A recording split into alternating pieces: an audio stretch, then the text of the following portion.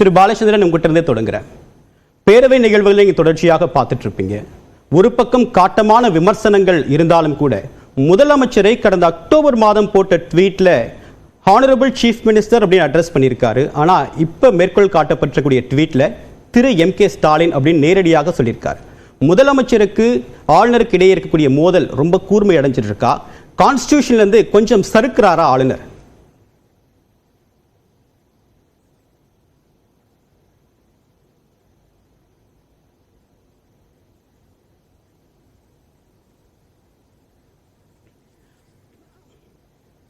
கேட்க மாட்டேங்க.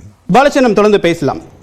திரு அருணன், உங்ககிட்ட நேரடியான கேள்வி. கான்ஸ்டிடியூஷனல் இஷ்யூஸ்ல சொல்லுங்க. திரு பாலச்சந்திரன், நீங்க தொடரலாம். கான்ஸ்டிடியூஷனல் இஷ்யூஸ்ல கவர்னர் தடுமாறுகிறார் அப்படிங்கிறத உண்மை. அதாவது பொதுமக்களுக்கு கவர்னர் உரை அப்படின்னா ஒரு இமேஜ் எப்படி இருக்கும், அவர் பேசுறத அவர் தானே தயாரிக்கணும்னு சொல்லி சாதாரண விவரம் தெரியாதவர்கள் நினைக்கலாம். அப்படிங்கிறத பயன்படுத்திக்கிட்டு கவர்னர் உரைங்கிறது அல்லது குடியரசுத் தலைவர் உரைங்கிறது ஆளுங்கட்சியுடைய முந்தைய ஆண்டின் நிகழ்வுகள் சாதனைகளை பற்றி சொல்லுகின்ற ஒரு விளக்க உரை. இது வெறும் கவர்னர் உரை, கவர்னரை எழுதி வச்சிருந்தாருன்னா அது மேல விவாதம் நடக்காது. சட்டமன்றத்தில் கவர்னர் உரைக்கு அப்புறம் ஏன் விவாதம் நடக்குது? ஆளுங்கட்சி தன்னுடைய சாதனைகளாக தாங்கள் நிகழ்த்தியவைகளை பற்றி, சென்ற ஆண்டில் நிகழ்த்தியவைகளை பற்றி கவர்னர் மூலமாக அந்த உரையை நிகழ்த்துகிறார்கள். அப்ப அந்த உரையில சொல்றது சரியா இல்லையா, இன்னும் நல்லா பண்ணியிருக்கலாமா இல்லையா அப்படிங்கிறதெல்லாம் விவாதம் அதனாலதான் நடக்குது. இது அரசியல் சட்டம் தெரிஞ்சவங்களுக்கு தெரியும். நிச்சயமா கவர்னர் IPSல பாஸ் பண்ணாரு. நாங்க எல்லாருமே ஃபவுண்டேஷன் கோர்ஸ்ல IAS IPS எல்லாருக்கும் கான்ஸ்டிடியூஷனல் லா கம்ப்ளீட்டா சொல்லி கொடுக்குறாங்க. அதை பற்றி தேர்வும் உண்டு. இதுக்கப்புறம் இவங்க முழுக்க குற்ற தடுப்பு நடவடிக்கைகள் ஈடுபடுகின்ற காவல் அதிகாரிகள் day in and day out they are dealing with law. அதனால அரசியல் சட்டமாகட்டும், அதன் கீழ் வருகின்ற மற்ற சட்டங்களாகட்டும் எல்லாமே கவர்னருக்கு நிச்சயமா ஒரு தெளிவு இருக்கும்.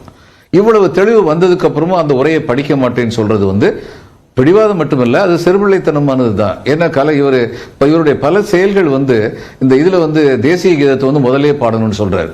இப்ப தேசிய கீதத்தை முதலே பாடணும்னு சொல்றதுக்கு, சட்டமன்றத்தில் முதலே பாடணும்னு சொல்றதுக்கு இவர் யார்? சட்டமன்றத்தில் அது சொல்றதுக்கு இவருக்கு எந்த அதிகாரமும் கிடையாது. ஒவ்வொரு சட்டமன்றத்துக்கும் ஒரு மரபு இருக்கு. இந்தியாவில் உள்ள எல்லா சட்டமன்றங்களையும் தேசிய கீதம் இசைக்கப்படுவதில்லை. நம்முடைய சட்டமன்றம் பிளஸ் நம்முடைய தமிழ்நாடு ஃபங்க்ஷன் எல்லா அரசுடைய விழாக்கள் எல்லாத்திலுமே முதலில் தமிழ் தாய் வாழ்த்து, இறுதியில் கூட்டம் நிறைவு வரும் பொழுது தேசிய பண். இது அரசு மட்டுமில்ல.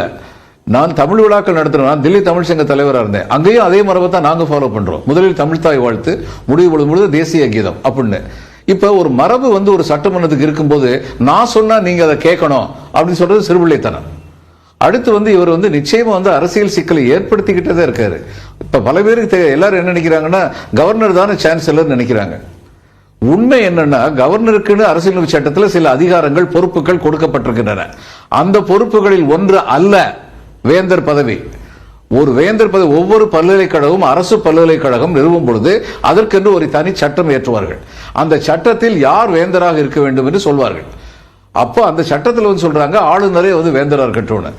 எப்போ ஒரு அரசு ஒரு சட்டம் ஏற்றும் போது இவர் வேந்தரா இருக்கணும்னு சொல்றாங்களோ அதே அரசுக்கு நாங்க இன்னொருத்தர வேந்தரா போடுறோம்னு சொல்றதுக்கு பூரண உரிமை உண்டு.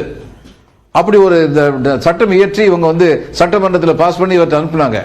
என்னோட பதவி பறிபோகுதுங்கிற இயக்கத்துல என்னமோ இது வரைக்கும் அதுக்கு ஒப்புதல் கொடுக்காம இருக்காரு. இப்ப கவர்னர் ஒரு சட்டத்தை எந்தெந்த செயல்கள்லாம் அவர் செய்யலாம். இது சட்டமன்றத்தில் ஒரு வரைவு சட்டம் அமல்படுத்தப்பட்டால் அது கவர்னருடைய ஒப்புதலுக்காக அனுப்பப்பட்டால் 3 காரியம் கவர்னர் செய்யலாம். ஒன்னு, அந்த சட்டம் அரசியலமைப்பு சட்டத்திற்கு உட்பட்டதாக நேர்மறையாக இருந்தால், அந்த சட்டம் மாநிலத்திற்கு உட்பட்டதாக இருந்தால், மாநிலத்தின் அதிகாரங்களுக்கு உட்பட்டதாக இருந்தால் கவர்னர் அதுக்கு உடனடியாக ஒப்புதல் கொடுக்கணும்.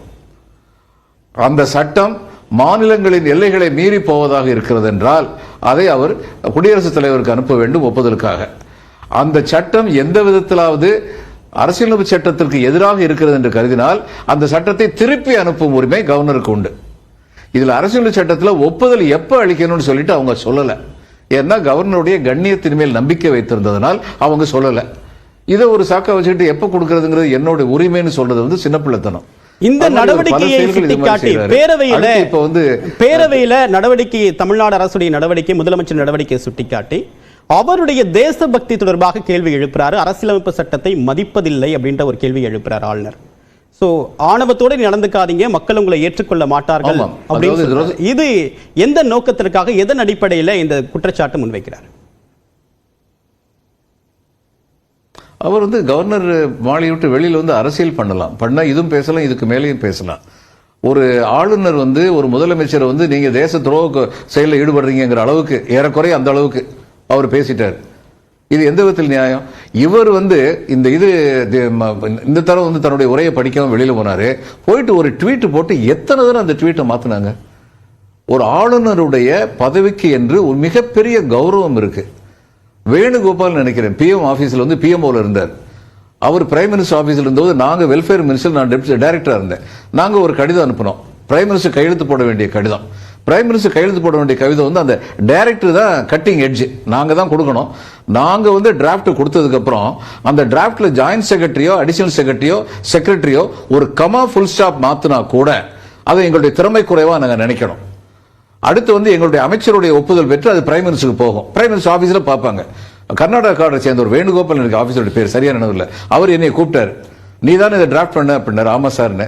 இதுல செமிகோலன் போடுறதுக்கு பதிலாக கமா போட்டிருக்கு அப்படின்னாரு.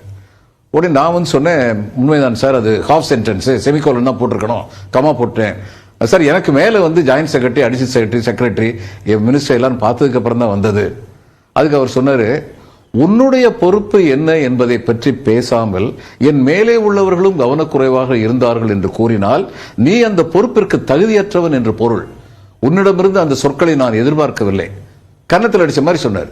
அது உண்மை. அப்படிப்பட்ட ஒரு கடிதம் பிரைம் மினிஸ்டருக்கு போகுதுன்னா அதுல ஒரு கமா ஃபுல் ஸ்டாப் கூட மாறிடக்கூடாது அப்படிங்கிற அளவுக்கு தீவிரமா பார்ப்பாங்க. கவர்னர் இருந்து ஒரு ட்வீட்டர் போது தேசிய கீதம் நாடாளுமன்றத்தில் பாடப்படும் சொல்லிட்டு அவசர அவசரமா அதை டெலீட் பண்றாங்க. ஏன்னா அவர் சொன்ன மாதிரி முடிவில் தேசிய கீதம் அங்க பாடப்படல, எல்லா மாநில சட்டமன்றங்களிலும் பாடப்படுதுன்னு சொல்லிட்டு அவசர அவசரமா அதை எடுக்கிறாங்க. எதை காட்டுது? எடுத்தேன் கவிழ்த்தேன்கிற முறையில் நடக்கிறது. ஒரு ஆளுநருக்கு என்று மிகப்பெரிய கண்ணியம், மிகப்பெரிய பொறுப்பு இருக்கிறது. அந்த பொறுப்புக்கும் கண்ணியத்திற்கும் தகுந்த வகையில் ஆளுநரோ அவருடைய அலுவலகமோ செயல்படுகிற மாதிரி தெரியவில்லை.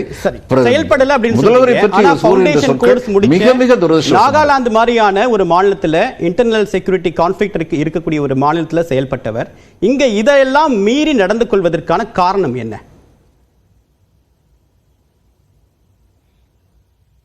இன்னைக்கு உள்ள ஆளுநர்கள், எங்களுக்கு வெஸ்ட் பெங்கால்ல தங்கர்னு சொல்லி ஒரு ஆளுநர் இருந்தாரு. அவர் குஸ்தி போடாத குறையா மம்தா பானர்ஜி கூட சண்டை போட்டுக்கிட்டு இருந்தாரு. இதே மாதிரி தான் சட்ட ஒழுங்குங்கிறது மாநிலத்திற்கு உட்பட்டது. எல்லா இடத்துலயும் முன்னாடி போய் நிப்பாரு. ஒரு இடத்துல ஒரு சின்ன கலவரம் நடந்தாலும் அங்க உடனடியா போவார். சட்டம் ஒழுங்கு விஷயத்துல, ஃபிளட் விஷயத்துல, நேச்சுரல் கலாமிட்டி விஷயத்துல கவர்னர் போகலாம், அவருக்கு உரிமை இருக்கு. எப்ப போகலாம்னா முதல்வர்கிட்ட சொல்லிட்டு அந்த நிலைமை எப்படி இருக்குன்னு சொல்லுங்க, நானும் போகணும்னு சொல்லிட்டு தாராளமா போகலாம். டிவி ராஜேஷ் வெஸ்ட் பெங்கால் கவர்னரா இருந்தார். எங்களுக்கு வரலாறு காணாத வறட்சி ஒரு காலத்துல வந்தது. அந்த வறட்சி மாவட்டங்கள் அத்தனைக்கும் அவர் விசிட் பண்ணார். மாநிலத்தில் முதலமைச்சருக்கு சொல்லிட்டு முதலமைச்சர் அலுவலகத்திலிருந்து எங்களுக்கு உத்தரவு வந்தது, ஆளுநர் வருகிறார், முறையாக வரவேற்க வேண்டும், என்ன கேள்வி கேட்டாலும் அதற்குரிய பதிலை அளிக்க வேண்டும், எங்கெங்கு செல்ல வேண்டும் என்று அவர் விரும்பினாலும் அங்கெல்லாம் அவரை கூட்டி செல்ல வேண்டும் என்று எங்களுக்கு அறிவுறுத்தப்பட்டது. ஆனா தங்கர் என்ன பண்ணுவார், யார்ட்டையும் சொல்லாம விருட்டு அந்த இடத்துக்கு போவார். இது மாநிலத்தோட ஆட்சி, மாநிலத்தை ஆளுகின்ற கட்சியோட ஒரு கிளாஷ் ஏற்படுத்துறது. இது அரசியலமைப்பு சட்டத்தின்படி செய்யக்கூடிய காரியம் இல்லை. ஒன்னு தெரியணும், எல்லாமே சட்டத்தில் எழுத மாட்டாங்க. பிரிட்டிஷ் கான்ஸ்டிடியூஷன்ல எழுத்தில் எழுதப்பட்டதை விட மரபுகள் மிக அதிகம்.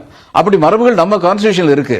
அவர் அது மாதிரி போயிருக்க கூடாது. ஆனா போனவருக்கு என்ன நடந்தது, அவரை வைஸ் பிரசிடென்ட் ஆக்குனாங்க.